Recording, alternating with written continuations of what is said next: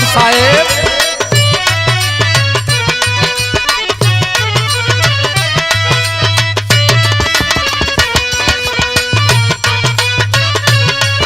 वाह भाई, बहुत अच्छे, एक नंबर की जोड़ी है ये।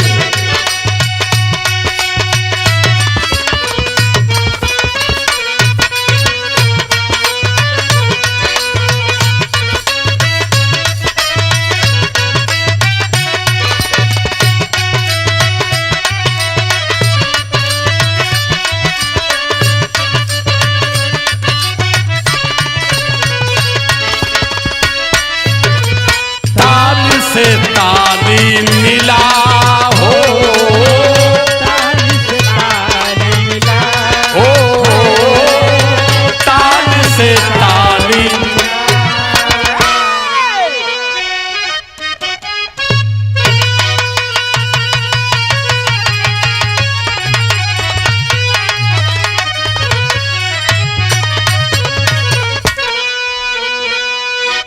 ऐ मेरे भारत के बहुजन समाज के सम्मानित साथियों, एक बिरहा आपके बीच में जा रही है। चूंकि बिरहा रियल है, रियलिटी है, 100% सत्य है, लेकिन बुरा भी लगेगा लोगों को। चूंकि मेरा स्वभाव है, मैं जातियां मानता नहीं, मैं मानता हूं कि हम माँ की उदर से हर व्यक्ति मानव बनकर पैदा हुए। मैं खोज रहा हूं कि जातियां किसने बनाया, उस ससुरा मिलते नहीं हो, और हम यही तलाश में इसलिए आपसे कह रहे हैं कि हमारी कोई जातियां नहीं है। अहिर चमार कहार कोहार माझी मल्ला से अलग हट करके आप मानव बनो। मन में समता, समानता, स्वतंत्रता, बंधुता, भाईचारा और नैतिकता कायम करो, तब देश में अमन और शांति होगी।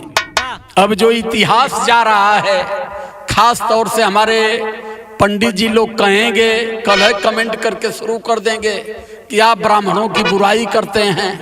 मैं बुराई किसी की नहीं करता हूं, लेकिन मैं बुराई उसकी करता हूं जो बुरा है। बुरा की बुराई करना बुराई नहीं होती, वही भलाई होती है। अब सुनिए, इतिहास जा रहा है, क्या है 4 लाइन बिरहा में भूमिका बेटा।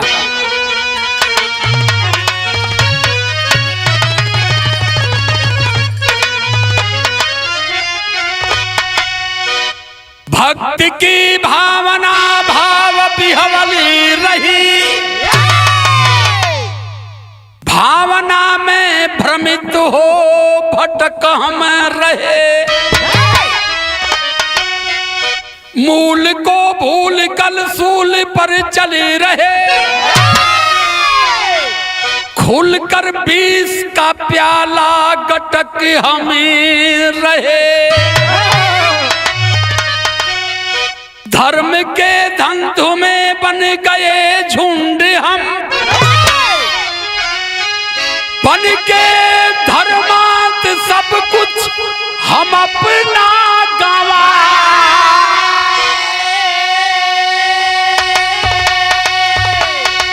जकड़े मानसिक गुलामी के जंजीर में, जाल में जालिमों ने हमें है फंसाए।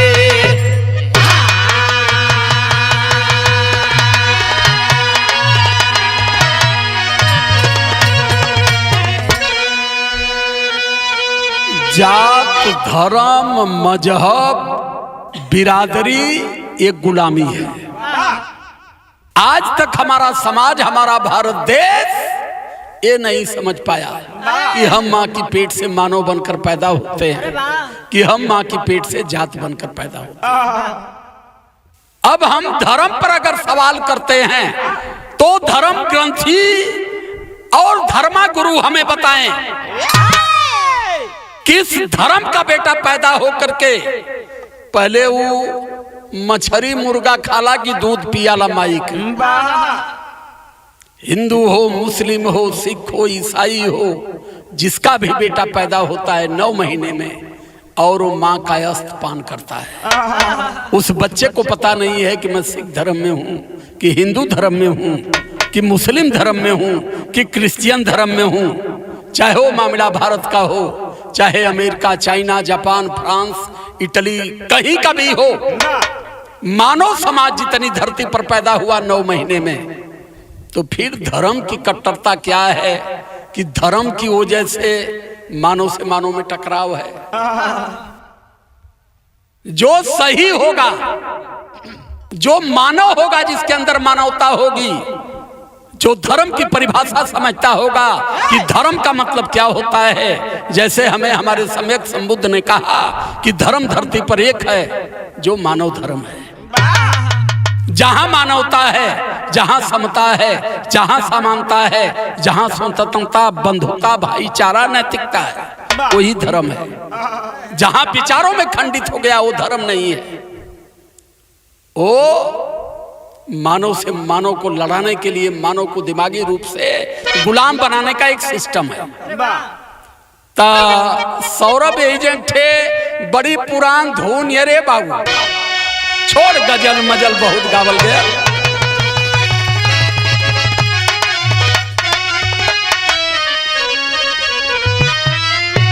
अब चूंकि हम धुन उन गाई इतना, ई बिरहा सुना वाले बार बार कहना साहेब धुनियों बतावल करा। अब चूंकि हम मिशन से हैं, इसलिए धुन उन सूट नहीं करती है, तब बिरहा तो धुनिया सुन ला लोगन।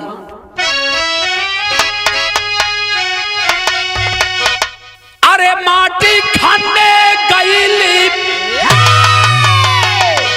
ओही माटी खानावा हलर तयावे, अरे उमड़ तयावे, लाहो जो बानावा उमड़ तयावे,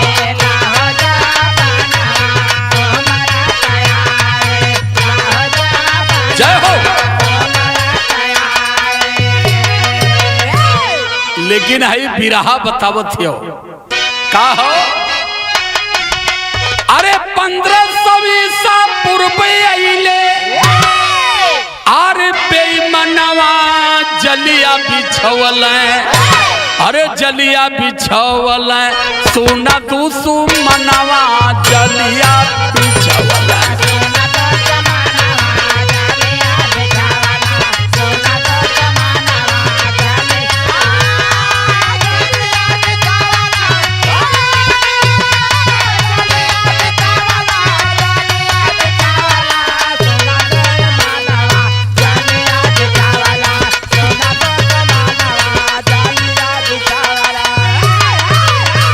हमारे भारत के लोग काले कलूटे थे, शुद्ध स्वभाव के, उच्च विचार और शांति स्वभाव के, नैतिकता को मानने वाले थे।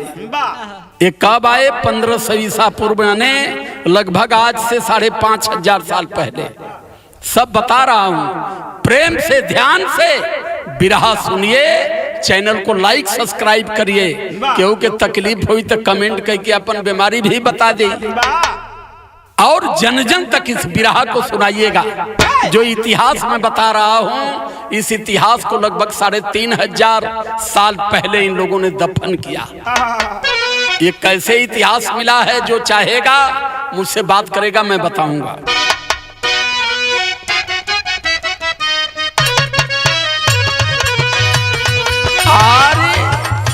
जब आए 5000 साल पहले, तो बड़े गोरे चिट्टे, लंबी नाक वाले, बड़े ललाट वाले थे।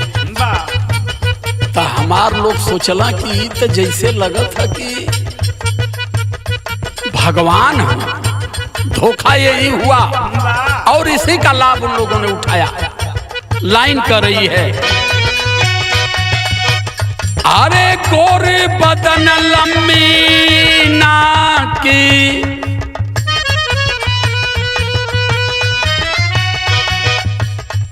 गोर बदन लंबी नाक, बड़ा हर पेट हो।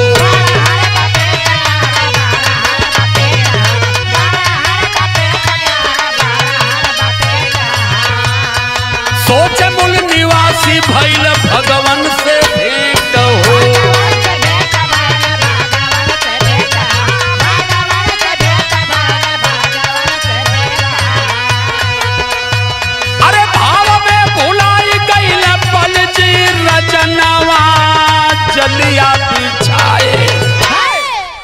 सबसे पहले इन लोगों ने दक्षिण भारत में उतरा।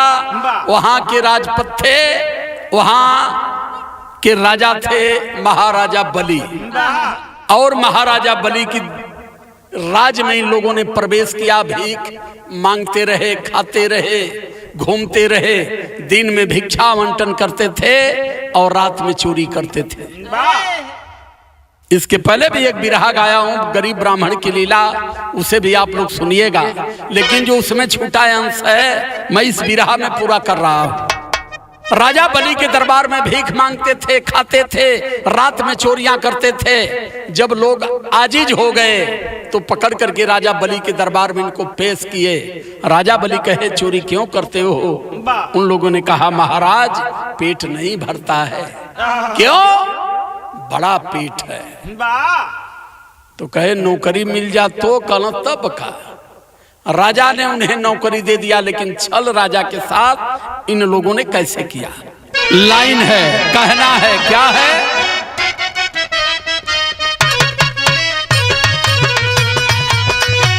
अरे सेवा सरकार कर हो के लवलीन हो,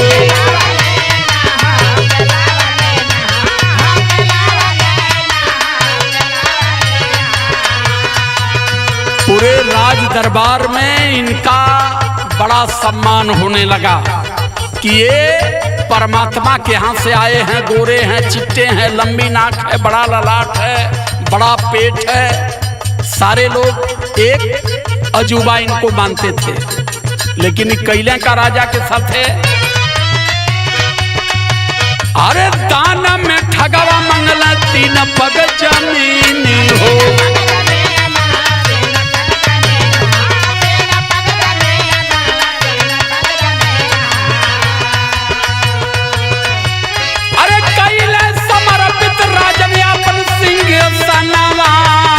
चलिया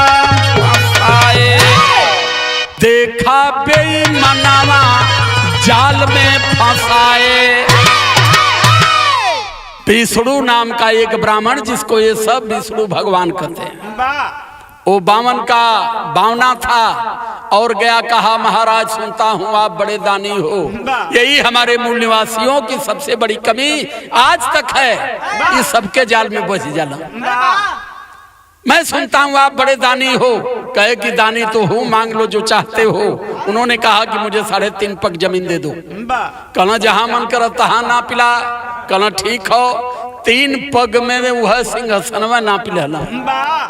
कहना जब सिंहासन हमने नाप लिया, सिंहासन मांग लिया, तो अब आपका क्या है? महाराजा धन्य हो महाराजा बलि, आपने कहा कि हमें राजपाट की जरूरत नहीं है, आप राज चलाओ, लेकिन हमारी प्रजा के साथ कोई जुर्म नहीं होना चाहिए। तो राज तो ही चलावे लगला, आप बाद में सोचला कहीं राजा बाद में पलट जाई तो बड़ा बुरा हो जाई। फिर धोखे से महाराजा बलि की उन्होंने हत्या करवा दिया, और जब हत्या करवाया तो पूरे राजपथ पर दक्षिण भारत में उन्होंने अपना राज स्थापित कर लिया। और जब राज स्थापित कर लेते हैं तो यही जन एक ठे गीत बदलल बाऊ।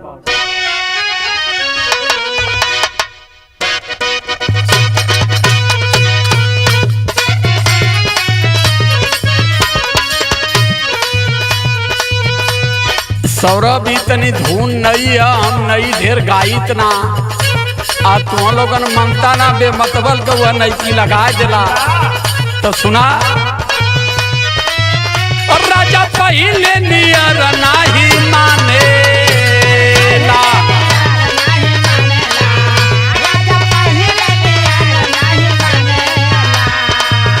अपने मेहारी से नीक से ना जाने ला,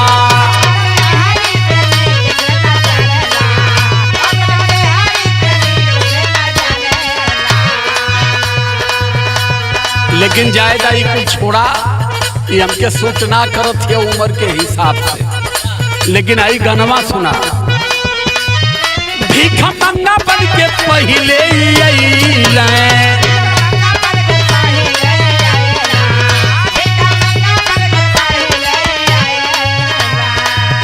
अपन राजपाट पूरा फैलवल,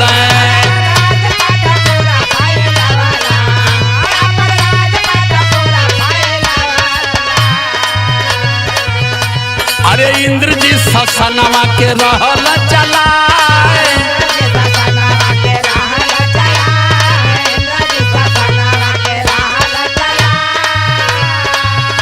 अरे इंद्र जी ससनवा के रहल चलाए, वही दिल्ली लगवाया अपन इंद्र सनवा बनाए। अपन इंद्र सनवा बनाए।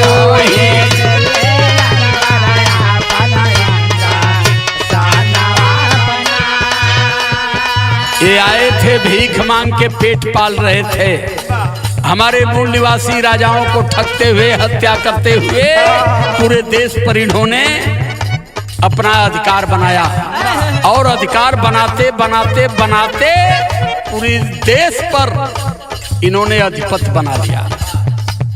तो जब पूरा देश में अधिपति बनाए लेला तो गीत एजन बदल गई।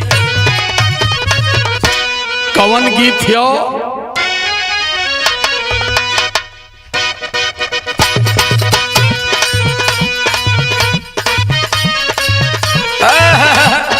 अरे यार राजा,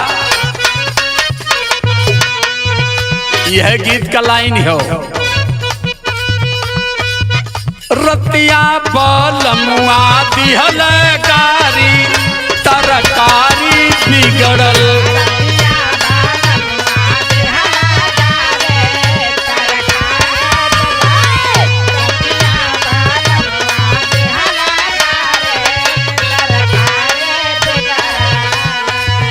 देशवा में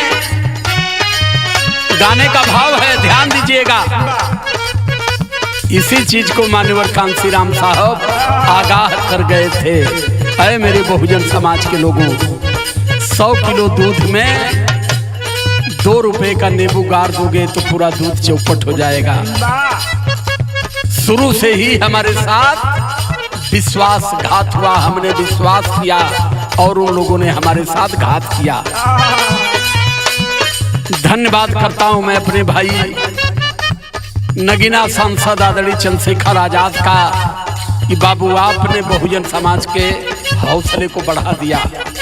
आज भी हमें भरोसा हो गया कि बहुजन समाज की ईमानदारी से रहनुमाई करने वाला कोई बेटा इस धरती पर पैदा हो गया। तो लाइन कह रही है,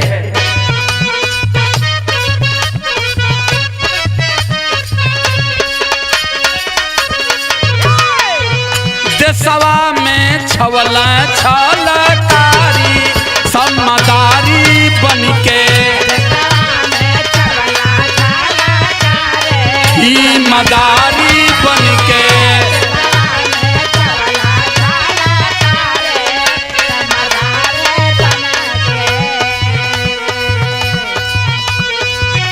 अपने ब्राह्मण भइले शिक्षा के काम में लिया।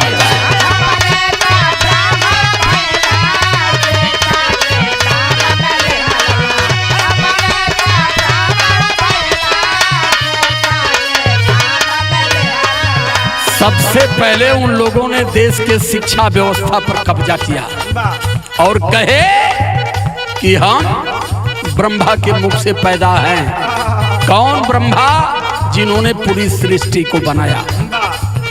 तो हम मानव कुल में श्रेष्ठ हैं, शिक्षा हमारे पास होनी चाहिए। तो लाइन हमारी कह रही है, अपने ब्राह्मण बनल शिक्षा के हाथ में लिया।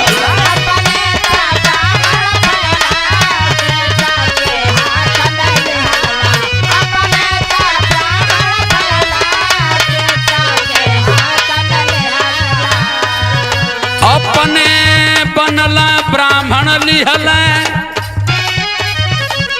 शिक्षा वाला काम हो, पढ़ी मानुवाद बनल रही सब गुलाम हो,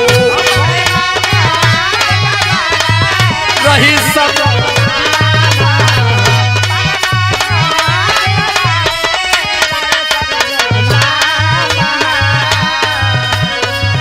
छत्री बनल बलकारी मदार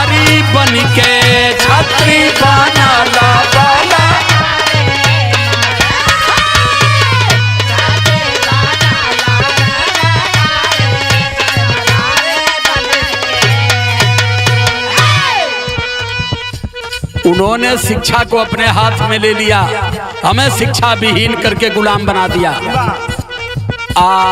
छत्री लोगन के गलत तो लोगन का काम हमार रक्षा करिया, लेकिन है मेरे छत्री वंश के साथियों, पंडित परशुराम ने 21 बार समूह नाश किया था। ध्यान रहे ग्रंथों पर, मेरी बात बुरी न लगे, इस बात को ध्यान से और दिमाग से सुन लेना। अभी एक पंडित जी से मेरी बात हो रही थी, उन्होंने कहा कि ब्राह्मण धरती पर गलत करता ही नहीं है। मैंने पूछ दिया कि पंडित परशुराम ने 21 बार क्षत्रियों का नाश किया, तो कहे क्षत्रिय अन्यायी थे। तो मैं कहा फिर एक बात पंडित जी बता दो कि अगर क्षत्रिय अन्याय करते थे उस समय परशुराम ने उनका वध किया, तो जो क्षत्राणियों के गर्भ में बच्चे थे, ग्रंथ के हिसाब से उस गर्भवती क्षत्राणी के गर्भ में भी बच्चों का उन्होंने नाश किया, वहां भी उन्होंने हत्या किया। तो गर्भ में पल रहा बच्चा कौन सा न्याय कर रहा था गुरुजी? तब वो दक्षिणता के लगे। विद्वान तो बन गए मेरे मित्रों, लेकिन तर्कवान नहीं बन पाए। यही बाबा साहब अम्बेडकर और मान्यवर कांसीराम साहब का सपना टूट रहा है। विद्वान बन के गुलाम हो गए, तर्कवान नहीं बन पाए। सही और गलत पर अंतर और फर्क आप नहीं समझ पाए, इसलिए लाइन हमारी कह रही है। उसके बाद वैसा बनल बनिया करती रहल बेअपार ये बाबू,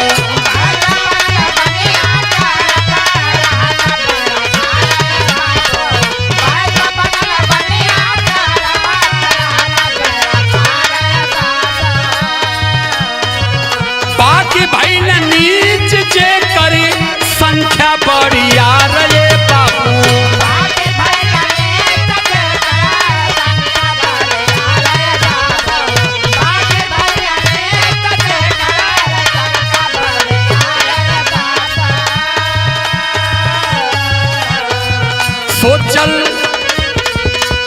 सोचल दिहला कमवा के बिगारी मदारी बन के,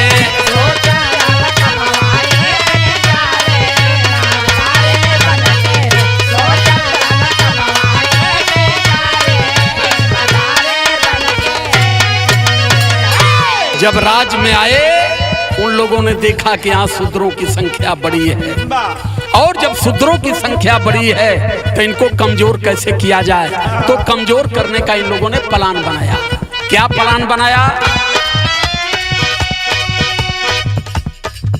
काम बांटवारा कैले जातई बनाइए बाबू,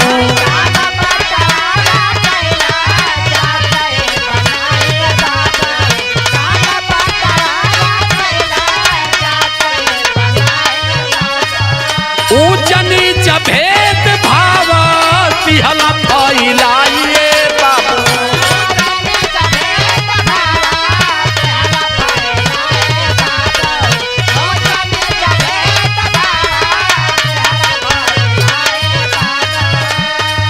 बहुजन के मतिया दिहल मारी। हमारे भारत के मूल निवासी बहुजन समाज को उन लोगों ने ऐसा जाल में फंसा करके दिमाग को हाईजैक कर लिया। कहे कि कोयरी सब्जी उगाएगा यहीर, दूध पैदा करेगा नाई, खाली दाढ़ी बनाई और करे बदले में लेवनी पाई और कुछ मिली उली ना होके। लेकिन अब हिंदू राष्ट्र बना के ये तैयार करने का प्रयास कर रहे हैं कि नाई का बेटा कभी कर्पूरी ठाकुर नहीं बनेगा, यादव का बेटा मुलायम सिंह यादव लालू यादव नहीं बनेगा, और कोयरी का बेटा केशव मौर्य नहीं बनेगा, बृहदत्त मौर्य सम्राट अशोक नहीं बनेगा। ये हिंदू धर्म की परिभाषा सिखा करके अब भारत को हिंदू राष्ट्र में लाने का प्रयास कर रहे हैं। अभी इनकी चड्डी उतार रहा हूँ पीछे, अभी बिरहा मेरी चल रही है, ध्यान से सुनिए और लोगों को सुनाइएगा। बिरहा में तेरी लगल सौरभ बेटा, तनी बढ़ावा।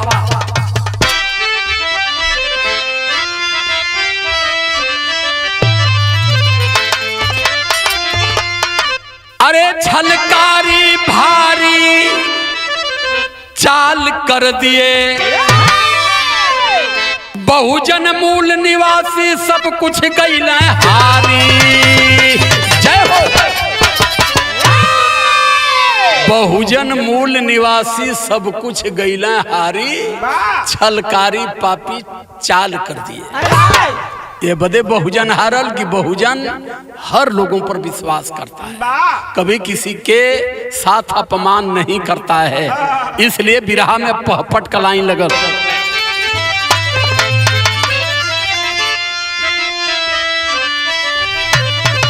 अरे गुरुकुल में मनवादी पाठ पढ़ावे, हमसे पंडित जी।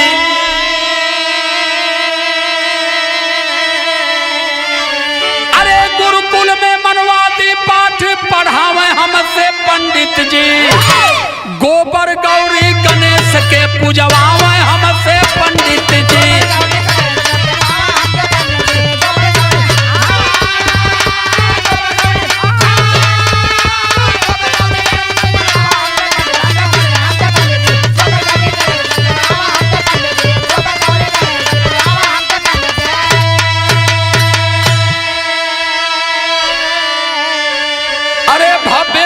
मुद्रा माखन मांगे सब कुछ हमसे दाना,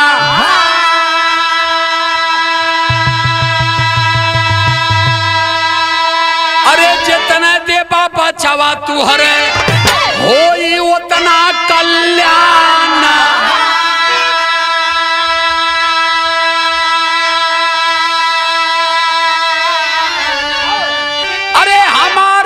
कुछ हमारे हाथ जलावे हमसे पंडित जी, अरे यही में सुखवा स्वर्ग नरक देखवावे हमसे पंडित जी।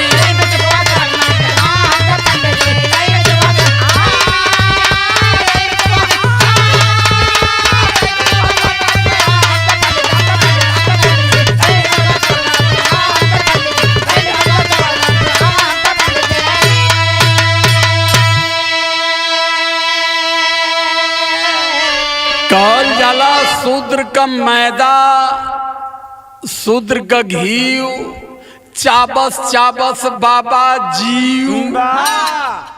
हमान का पूड़ी मलाई, हमाना का तिल, हमाना का जौ, हमाना का चाउर, हमाना का घी। यही तरह हाथे में झोलरी डाल के ऐसे ऐसे कह के कथवा स्वाहा, हमान वही आगी में डाल के घी कथ स्वाहा, फिर कथवा स्वाहा। तो हमार लोग फिर वही में डालत हुआ अपन घी अपन अन्न जल सब वही आगे में कथवा स्वाहा। ए भैया यही चमार कहार कोहार माझी मल्ला, अब तुहन लोगन स्वाहा। इतने तो उनके बुद्धि है, ऐसे बेसी सोच न पैबा लोगन। अब सुनिए, बार बार धर्म पर टिप्पणी करने वाले, धर्म की दोहाई देने वाले, मैं बता रहा हूं कि जब से ये आए कितना धर्म बनाए और तुम कितना धर्म ढोगे। हमारा सिर्फ एक धर्म है जो बौद्ध धर्म का है, जो बुद्ध के द्वारा दिया हुआ है। हम भारत के मूल निवासी लोग हैं, हम बुद्ध को मानने वाले हैं। हमारा कोई धर्म नहीं है, हम धर्म को मानते हैं। हमारा एक धर्म है मानव धर्म, जिसमें मानवता है। अब तनी इनके धर्मों के सुन लाई, धर्म कब कब बनौला। टांग चढ़ा चढ़ा फॉर्च्यूनर में चलत हुआ समाज के चुतिया बनावत हुआ लोग। ये कुल चीज सिखा समाज में सिखावा, अगर भारत का शासक बने को खत्म आना। यही तरह गोबर लुणिया लुणिया तब भैया गोबर पूजत रहा। सुना ये आला का लाइन है बाबू,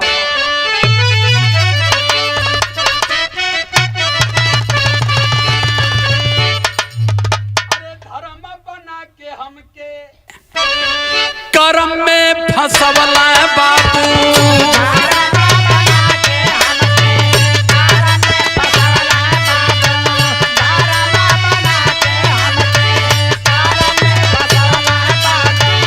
ये हमें सिखा दिए कि ये भारत के बहुजन समाज के लोगों, तुम्हें तो 1925 में हिंदू बना दिया गया और तुम अपने आप को हिंदू मानते हो, तो गोबर पूजना गौमूत्र पीना तुम्हारे लिए अनिवार्य है, अन्यथा तुम हिंदू धर्म से बहिष्कृत कर दिए जाओगे।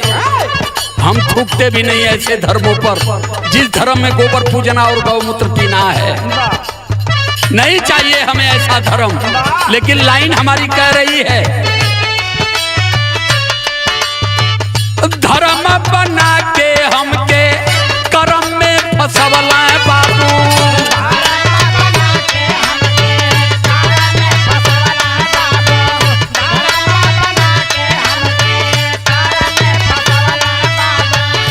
कर्म में सेवा दाना दिहल बता,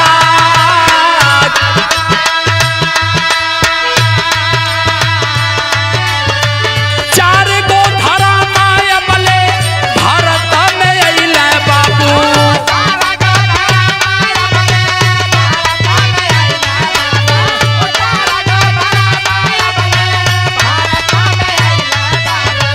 जैसे जैसे पवला वैसे दिहल हो बझा, जैसे जैसे पवला वैसे दिहल हो।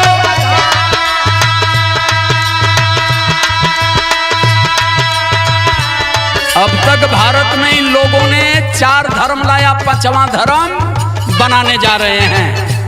कब कब कवन कवन धर्म ला करके इन लोगों ने हमें बुद्ध धर्म से अलग करके हमें धर्मों में गुलाम बनाया। पहला धर्म आयल, कब आयल? मुगल साम्राज्य आयल भारत देशवा में बाबू।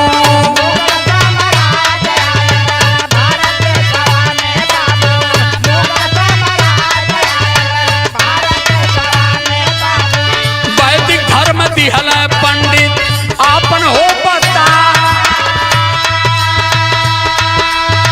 वैदिक धर्म दिहल पंडित आपन हो।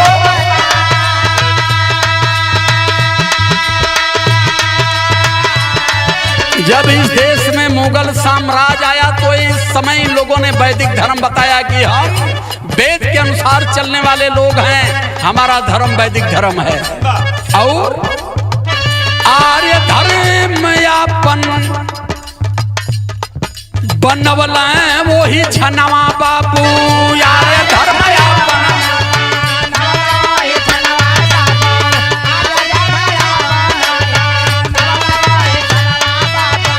देशवा में अइला जब अंग्रेजी सरकार,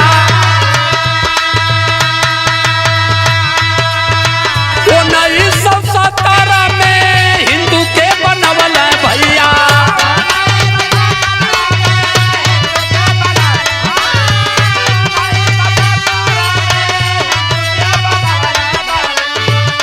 जब देश में 16वीं 17वीं सदी में ब्रिटिश सरकार आई, तब इन लोगों ने वैदिक धर्म से आर्य धर्म में आ गए।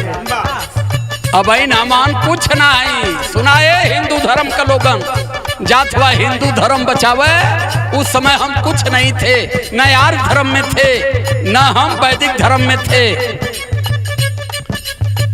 1917 में जब वैश्य मताधिकार का आंदोलन शुरू हुआ लंदन में, वहां वोट का अधिकार जब आम जनता मांगना शुरू की, तब ये सब नर्मदा नदी के तीर पर आरएसएस वालों ने बैठक किया गुजरात में 1917 में। तब हिंदू धर्म इन लोगों ने बनाया और हिंदू धर्म 1917 में तैयार किए। और आते आते 7-8 साल बाद वो जान गए कि जब भारत से अंग्रेज जाएंगे तो भारत में जमहूरियत होगी, भारत में लोकतंत्र होगा, भारत में डेमोक्रेसी होगी, यहाँ वोट से राजा बनेगा। तब 1925 में कला ये चमार नाऊ तुहनो लोगन अब काहे ना हिंदू हो जाता, तो हमार लोग मोछी पर गुर्रा मार के हिंदू बन गईला।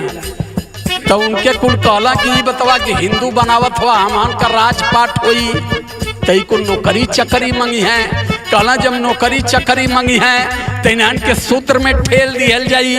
जब वोट आई तो हिंदू मुस्लिम के नाम पर लड़ाई के इन्हन का संख्यावा मूर्खवन के ढेर है।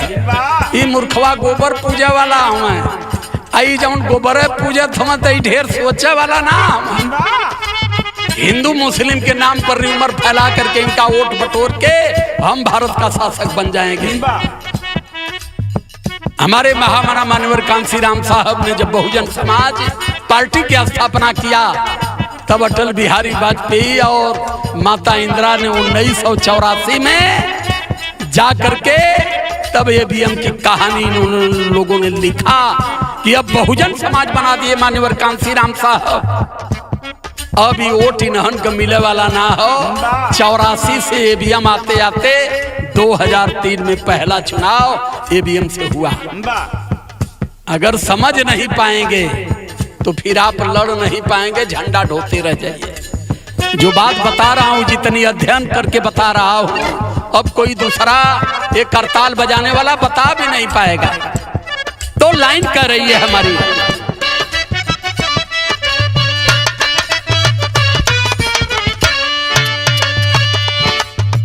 ओ 1917 में तब हिंदू धर्म अइले भैया।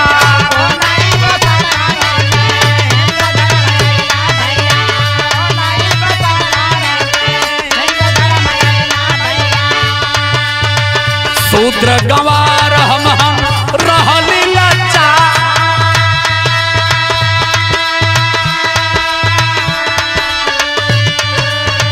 1925 में तब हिंदू ही बनवल भैया।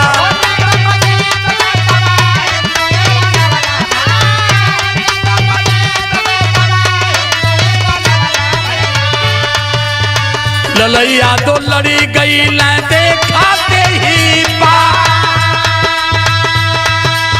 ललैया तो लड़ी गई देखाते ही। 1976 में तब सुप्रीम कोर्ट कहल बाबू।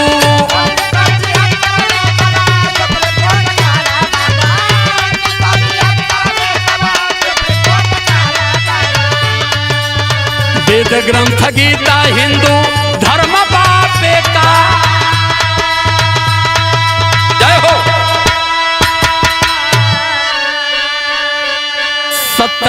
1917 में हिंदू धर्म को इन लोगों ने बनाया। 1925 में अहीर चमार कहार कोहार माझी मल्ला को हिंदू बनाया। और जब ललई यादव लड़े तो सुप्रीम कोर्ट ने 1976 में फैसला दे दिया कि हिंदू कोई धर्म नहीं है। और भारत के जितनी भी वेद ग्रंथ गीता रामायण सब कल्पना के आधार पर बनाए गए। तब ओकरे बाद चौथा धर्म का लेके अइला हम तो सनातनी हैं। अब ये सनातनी बन रहे हैं। जिस दिन सनातन का पर्दा उठाऊंगा चड्डी भी तुम लोगों को नसीब नहीं होगी। पहले सनातन की परिभाषा जानने का प्रयास करो। सनातन बुद्ध के द्वारा बनाया हुआ धर्म है। सनातन सत्य पर आधारित धर्म है। सनातन में जात पात धर्म मजहब नहीं है। सनातन मानवता पर आधारित धर्म है।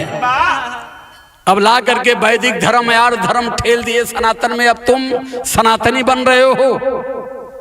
अब विराह चूंकि लंबी होती हो, अब आखिरी लाइन बताओ थे दूसरे विराह में आखी बाकी खोलब नहीं। मंच पर भेंट हुई लोगन सवाल करिया वहां भी बताए दे।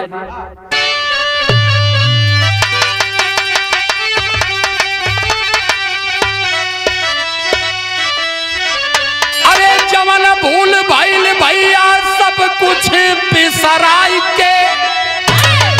जागा ए 85 जागा ए 85 बहुजन एकता बनाई के।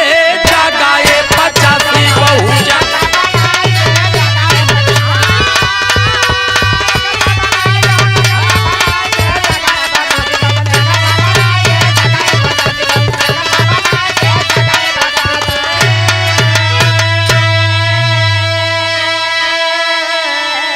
मनोवाद से लड़ना है तो एक मंत्र को ध्यान में दे दो। ये जान लो कि माँ की उदर से न जात बनकर पैदा हुए न धर्म लेकर के पैदा हुए।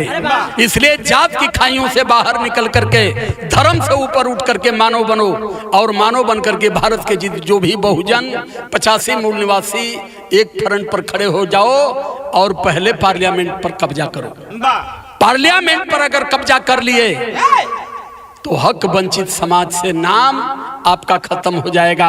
और पार्लियामेंट पर कब्जा करने के लिए आगाह कर रहा हूं आपसे, सिफारिश नहीं कर रहा हूं, अपील कर रहा हूं, बचा लो आने वाले जनरेशन को। और आने वाले जनरेशन को अगर बचाना है तो भाई चंद्रशेखर आजाद रावण के साथ पैर से पैर मिला करके सबको चलना पड़ेगा। ये बदे अन्हारे घरे तलवार भंजले से कुछ हो ही ना। आज तक हमारे नेताओं को पता नहीं चला कि हमारी लड़ाई किससे है, हमारे संविधान का विरोध कौन कर रहा है, हमारे आरक्षण का विरोध कौन कर रहा है, हमारे शिक्षा का विरोध कौन कर रहा है। नेता गुम हो गए, उनके था है नहीं हो, जैसे लड़ाई के हो के कानी पर बैठा के तलवार लेके चलत हो, ऐसे लड़बा तू। लेकिन इस बेटे को मैं धन्यवाद देता हूं, नगीना सांसद चंद्रशेखर रावण को, आर पार के जंग का और महापुरुषों की विचारधारा का ऐलान करते हुए उन्होंने जंग का ऐलान किया है। क्या है? अरे ऊंच नीच भेदभाव जड़ से मिटावा, जाति पाति बहुजन भैया एकता बनावा।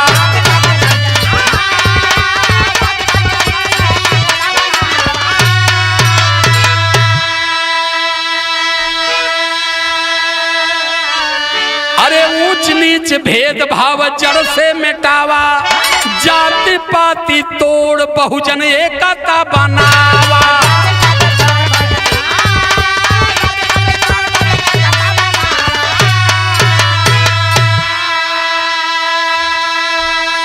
अरे बाबा साहब का 3 मंत्री अपनाई के जागए 85 बहुजन एकता बनाए के जागए।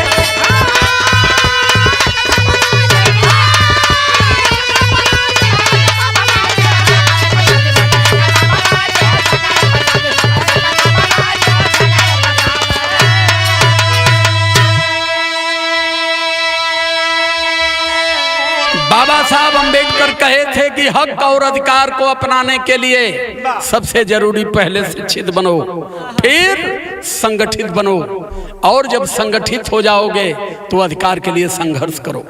इन 3 मंत्रों को ध्यान में लाना पड़ेगा, बात से काम नहीं चलेगा।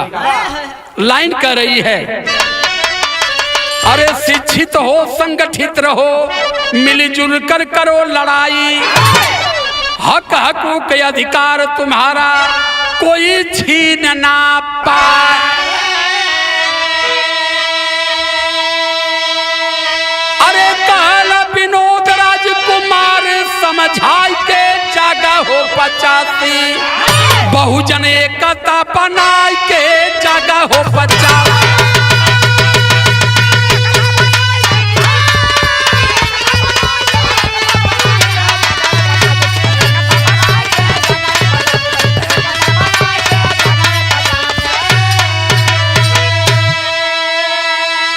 हमारे कवि विनोद कुमार शर्मा जी लिखते हैं इस बिरहा को, और उन्होंने कहा इस बिरहा को छोड़िए और इनके इतिहास पर अध्ययन करना हम शुरू कर दिए हैं। तो आखिरी लाइन है, बुद्ध साहू फूले ललई जय हो कांसी राम, जागो बहुजन मूल निवासी। अरे बाबा का पैगाम हो,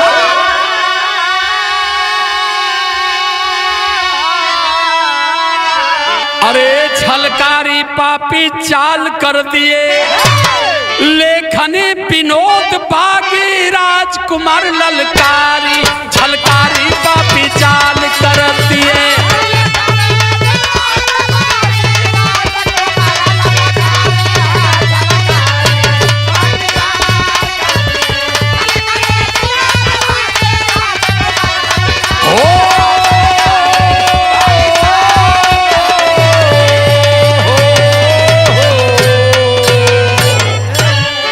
सादर जय भीम, जय संविधान, जय भारत।